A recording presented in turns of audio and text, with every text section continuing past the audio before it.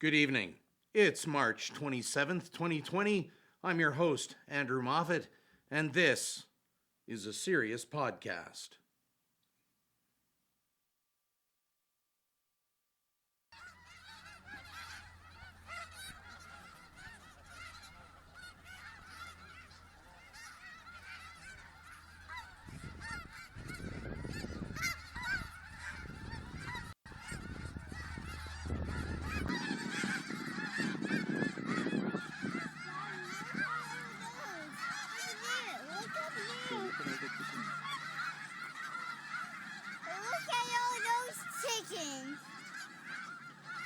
Well, that little girl certainly fouled that up. Oh, Andy. Yeah! Welcome to a serious podcast. This is our first FBY live stream on a Friday evening. 7 o'clock, we got started pretty close, I think. Awesome. It is good to be with you. It's kind of strange not having you all running around the foyer talking and gabbing after being a week at school, but that's the way it is these days. COVID-19 is kind of messing things up, isn't it? I don't know if you heard, but there's more restrictions in Alberta today that was just announced late this afternoon. Businesses of 15, gatherings are only limited to people of 15 now. Non-essential businesses are shut down, but don't worry. Drive-throughs are still available, so you can get your Timmy's or your A&W or your Dairy Queen. Very good. All right. Toilet paper is now stocked again in shelves. People have eased off on that apparently, but there are some Costco's around, I guess, that are refusing returns from people who bought hordes and hordes of toilet paper. So people who have realized that they're not going to get away maybe with gouging or trying to gouging the price or trying to return it, and they're not being allowed to return it. Serves them. Okay. Subway restaurant in Calgary in the Westbrook Mall area. I guess they had a sign out outside their store today offering free surgical mask with the purchase of 2 Subway subs. So the comments in that, I guess people were furious. I don't know. They're not gouging on the price of a mask. Who knows how they got the masks in the first place? I just don't think there's enough information to be all frustrated and angry at a guy at Subway trying to get business by saying, hey, buy 2 subs, we'll give you a mask. Anyways, whatever. People are upset. That tends to be our culture today. Jake and I had a busy week. Tuesday morning, we drove out to Vancouver, picked up Sam and his cousin who are at Barnabas, and let me just tell you, they were there for a gap year program. The highways, no traffic. There was hardly anybody on the roads. We did that trip super fast, and we didn't even speed. Well, maybe a little, just a little. All right. That was good. Vancouver, the roads were empty. It's never been so easy to drive around Vancouver. But they had speed traps every couple of kilometers. It was crazy. Speed traps all over the place. You know what? Picking up Sam and Luke at Barnabas reminds me, pray for your summer camps right now. As you're thinking about it between now and summer, whether it's Barnabas, if you're familiar with that, or Gull Lake Camp, or Caroline maybe, pray for them. Camp Little Red, they are in a tough spot because if camp doesn't happen, that is the major piece of the year. So they're worried. They've had all kinds of rentals stop and pull up stakes, so they're missing income. It's tough for them. Our church summer ministries, we're hiring, but we're not sure if that's going to happen. So for those sorts of ministries, it's tricky. Give them a prayer if you think of it. All right, let's talk to you a little bit about what we're going to do tonight. As you've seen, there's an intro here. We got a quick video at the start. We got some humor tonight. In a minute or two, second or two, we're going to send you over to the skit couch, and we've got a pros and cons skit that comes right out of Jimmy Fallon. Jimmy, if you're listening, we're trying to give you credit. The content was all ours. Content was all ours. We didn't rip off one of your skits. We're just the idea. So just half sue us. Don't totally sue us, just half sue us. Okay. Then we've got a story time for you. Story time, that's important on a Friday night before bed.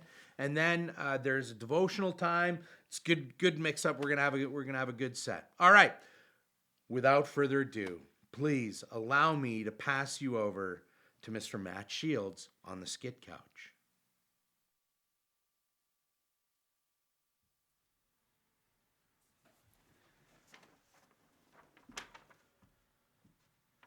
All right, guys, welcome to the Skit Couch. Tonight, like Andy said, we have a pros and cons list. Now, 2020 has been a crazy year, hasn't it? There's been some amazing things that have happened, some wild things that have happened, and then some things that are just outright crazy. And so we've got a pros and cons list here of 10 things because, you know, for all the positive things that we find, there's always a negative. And as we're reading through these, feel free to drop some of your own pros and cons into the comment section of the video. But let's get started. Number 1, 2020 is the year of perfect vision. Oh, isn't that sweet? The year of perfect vision. Unfortunately, we didn't see COVID-19 coming. Positive thing, I have more time to watch sports now. Con, there are no sports. Pro, I'm finally sticking to my New Year's gym resolution. This one really hit home with me. Finally sticking to my New Year's gym resolution. Unfortunately, I got winded filling in the application. Positive thing, and now I get to be with my family a lot. Negative, I'm with my family a lot. Pro, I've never had so much free time. Con, now I have to do the things I said I would do later. Today, my boss told me that I was on fire. Unfortunately, I'm a firefighter in Australia.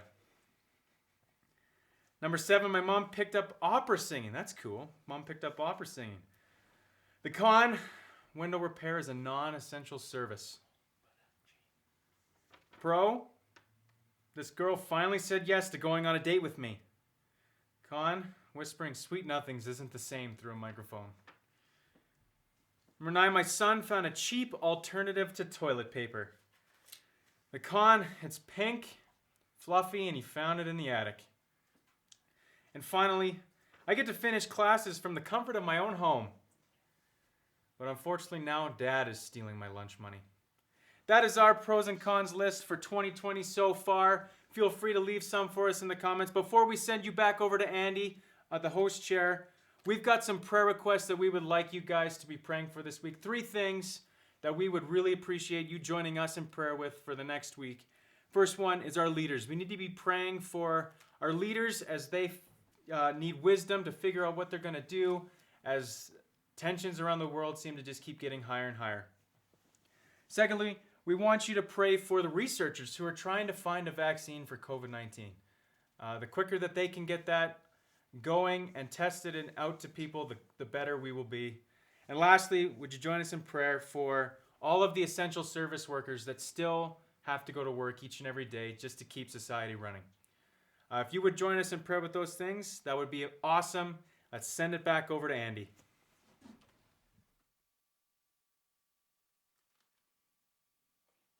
Thanks, Matt.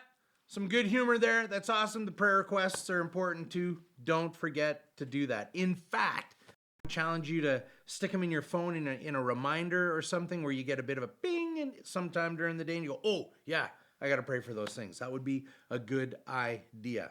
Hey, it is our first night on the air, and so far things have been going well. The technical stuff's been going great. That is much thanks to my son, Jake Moffat, who has worked so hard this past week, getting all kinds of different things going. It's tough when you're cobbling different things together and trying to jimmy it together to see it happen. Tech is always tricky, and he's done a fantastic job. I have already made a mistake, though. Yes, I have. I forgot to tell you in the intro that every week we're going to have a question of the week that we want you to answer. And this week's question is, what does blue smell like? Yes, what does blue smell like? You are not allowed to say blueberries. No. You got to come up with something else. What does blue smell like? We'll take those answers. You can text them in now. And if you can't think of anything right now, you can text me later or email me later during the week, and we'll read some of them next time. We might even read some of them tonight yet. All right. At this time in our live stream, we're going to do a bit of a devotional. I don't know how many of you know or how many of you watched, but on Mondays and Wednesdays, Monday and Wednesday mornings, we have a devotional time. The videos are usually up here on FBY Olds at 6 a.m., and you can watch them anytime. They're left up there. But what we want to do here on Friday nights is just sum up the Mondays and Wednesdays with a third point. So 1 point on Mondays, 1 point on Wednesdays, and then sorry, and then summing it up on Wednesdays or on Friday. So here we go. Jake, hit the slides. How are we doing? Awesome. So Monday, very quickly, we looked at a few different verses, and we said in these crazy days, it's awesome to know that number 1, Jesus is alive. Number 2, God is sovereign and he loves you. And number 3, that the gospel gives us eternal hope. Then Wednesday, we carried that on and we talked about Joseph from the Old Testament, the guy who was sold into slavery by his brothers and then sent to jail, falsely accused of assault, and then forgotten in jail for a long time, and then ends up serving in the Pharaoh's court and becoming second in command in the land. We talked about him, and we remembered that Joseph did not let the circumstances dictate his reactions. Even though things were awful for him, he didn't let the circumstances dictate how he would respond. Instead, he viewed those circumstances as a place to honor God, as a means for him to show God's grace and serve God faithfully. And when he did that, he acknowledged that the results were God's, not his. So I want to finish that up with one more point. Jeremiah 29:11 says, "For I know the plans I have for you, says the Lord. They are plans for good and not for disaster, to give you a future and a hope." That verse gets taken out of context all the time. People think it means that you're never going to have difficulty, never going to have a problem. Look at it on the screen. Do you see it? Do you see right after the word you, there's some quotation marks. And then after the word Lord, there's more quotation marks. But they seem to be in the wrong spots. That's because that verse is in the middle of a sentence and in the middle of some quotes. And that means that there's way more information going on there. So a bit of a quick background. Can we hit the next slide there? Bit of a quick background. Have you ever heard them talk about real estate when somebody says the most important thing about running a business or buying a house is location, location, location? That's kind of the same thing when you read the Bible or are trying to understand what it says. The most important thing is, or not the most, one of the most important things is location, location, location. What's the context? What do all the other words around that verse you're reading help that verse to mean? What's the context? The context of that verse is this. Listen. First of all, the people of Israel were entering captivity in Babylon. That's not a very happy thing.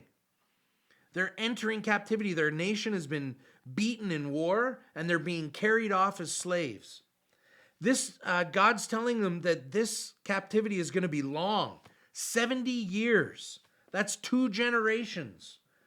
And then God told them, don't think this is going to be over quick. You need to build homes. You need to prepare to live there, to be engaged there, to work there, to raise families there. This captivity, this hard life, it's going to be long. So you need to remember that the context of verse 11 does not say that they would be spared difficulty. The context of verse 11 does say, in fact, that there would be difficulty, but that he would be with them throughout that difficulty, and that there was great hope for them and wonderful things coming after the difficulty. I can't help but draw some parallels to where we're at today. It's a difficult time, and it could last for a while. We should settle in for a long haul, and we can be happy if it ends up being shorter. But we should not be surprised that we're experiencing difficulty in this life. We live in a fallen world, and that means trouble of all kinds. But we can take hope in the fact that God is with us. And if we're wise, instead of wallowing in self-pity about things, we'll recognize that in situations like this, time and again, God is doing something, moving in some way, challenging us to step out in some way. Do we have the guts to be faithful in that and to step out and follow him? And of course, there's that eternal hope we can have because he has good plans for us that go far beyond what we can see now. As we close out this week of devotionals, remember, Jesus is alive, God is sovereign, and he loves you, and the gospel gives us eternal hope. This knowledge and its work in our hearts means circumstances don't have to dictate our reactions. Rather, we can view them as a place to honor God, having peace, knowing the results are his. And through all the turmoil, no matter how long it lasts, God is with us through it, and there are great things on the other end. There you go. Lickety split. Easy peasy lemon squeezy. That's our devotion for the night. Now, following that up, did we get some answers to questions to the what does blue smell like? In fact, we did. All right. What do you got, Jake? Hey, this is Jake from the Tech Table. I've got some answers here. First, we have Taline with blue smells like chlorine and swimming pools. Oh, yes. Good one. It's a great one. Now, Alan E. says, if you were talking about your t-shirt, I don't want to know what blue smells like. That's good. Hey, pardon me. This is a golf shirt, not just a t-shirt. Now, Sam says it smells like orange. I don't know where he's going with that one, but That's Sam. I don't know. I don't know what to say. He's a funny guy. Now, Daniel Schaefer says it smells like a lack of oxygen, like the sky. I wonder how that Yes. smells. That's good. That's a good one. It's creative. Death. Death. Very good. That's good. Daniel Good Schaefer, answers, you guys. It's awesome. He also said Arizona on a map. Arizona on a map? I'm not sure where he's... I guess if the state of Arizona is blue on your map, Yeah. maybe. Bethany Gordon says it smells like the Cookie Monster. Who's Bethany Gordon? I don't know. Oh, I know who Oh, she we know who that is. is. So does Matt. Yeah, I do. Excellent. All right. Very good. Thank you, Jake, for reading those. At this time, it is time to head back to the skid couch. Matt's got something for you.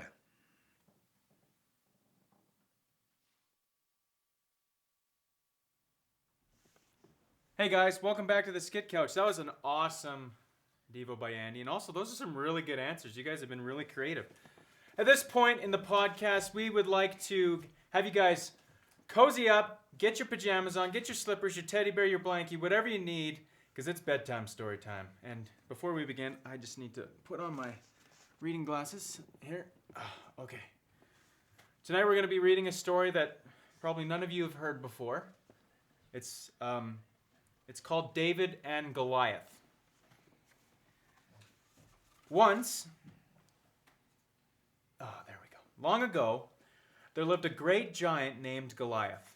Goliath of Gath was what he was sometimes called, for Gath was the name of the town where he was born. He's huge! Is he?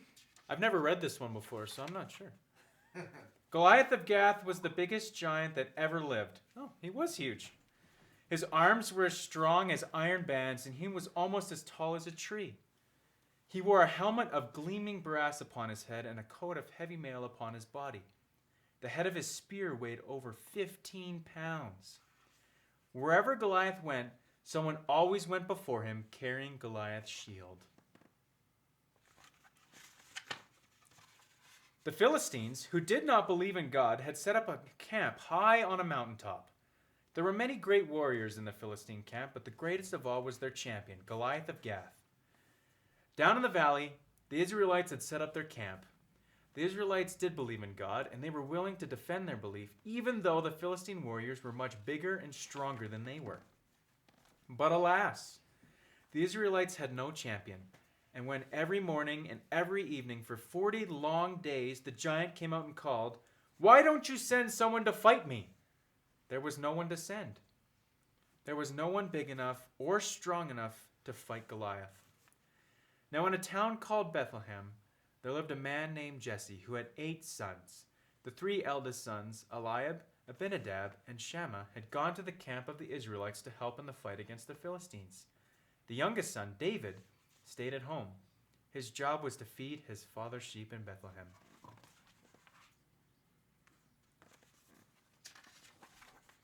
One day, Jesse said to David, "Take this corn and these 10 loaves of bread to your brothers, and take these 10 cheeses to the captain of their army. See how your brothers are, and bring me news of the battle." David got up early the next morning. He left the sheep with the keeper.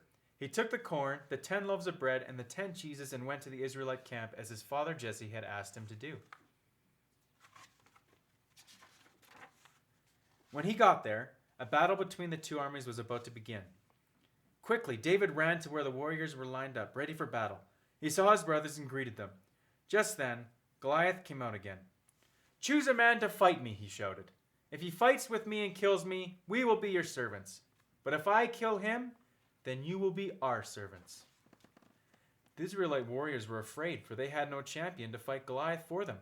"Just look at him," they cried. "Look at the strength and the size of him." David saw how all the men of Israel fled when they saw Goliath. Then David asked, "What shall be done for the man who kills the Philistine?" The warriors answered, "The man who kills Goliath will be given great riches by Saul, the king of the Israelites." David's oldest brother Eliab was angry at David's question. "Why did you come here?" he asked David. "Are the sheep alone in the wilderness? You came here just to watch the battle." He glared at David. Abinadab and Shammah were angry at David too. David paid no attention to his brothers. He kept on asking questions about the giant Goliath. At last, King Saul heard about David. "Bring the boy to me," said the king. David said to Saul, "Once I kept my father's sheep. There came a lion and a bear. They took a lamb from the flock I was tending. I went after the lion," said David. "I struck him and took the lamb out of his mouth. And when he rose up against me, I seized him and hit him again and killed him. I did the same thing with the bear. And so will I do with this Philistine, this giant, Goliath of Gath, for he has defied the armies of God," said David to King Saul. "The Lord delivered me from the paw of the lion and from the paw of the bear. He will deliver me from the Philistine." Saul said to David, "Go, and the Lord be with you." You know what? I kind of have a feeling for how this is going to end. I think this is going to turn out just the way that I'm thinking. So in interest of time, I'm just going to quickly skip here to the... Oh my goodness! I thought Goliath was the main character of the story. David killed him. David killed him with a rock and then cut off his head. This is a kid's book. Why? I'm so sorry. Okay. That was just a shock to me. I didn't know that was coming. Anyway. Wow. After the giant fell dead, apparently I thought they were going to be friends, but after the giant fell dead, the frightened Philistine army turned and fled in panic. So long ago, the shepherd boy David killed the great Goliath with a sling and a stone and a mighty belief in God. Well, that concludes our bedtime story tonight. Before we send you back over to the host chair, I've got a challenge for you guys to complete this week. Yeah, that's right. Every week we're going to have a challenge for you guys to do. Some way for you to live out your faith throughout the next week. And this week, along with those 3 prayer requests we've already given you, our leaders, the essential service workers, and the researchers for the vaccine, we want you guys to pray for your classmates once a day. We want you to think of specific classmates you may know, your friends or people that you know don't have a relationship with Christ, and we want you to pray for them, and that will be this week's challenge. And let us know in the comments if you are completing that challenge on next week's video, and with that, send it back over to Andy.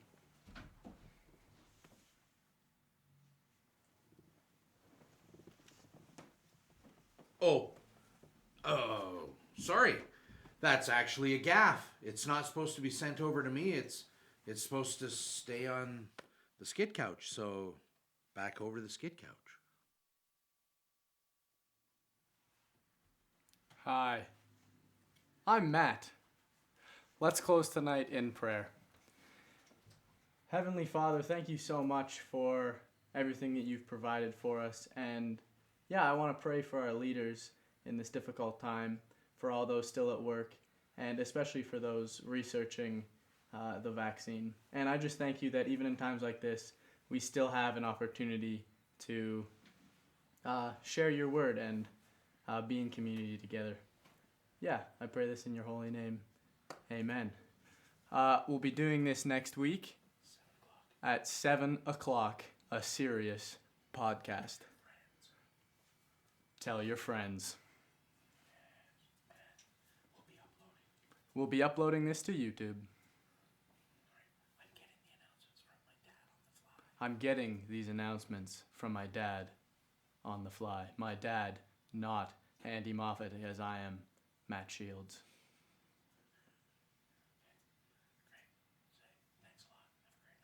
Thanks a lot. Have a great night. This has been a serious podcast.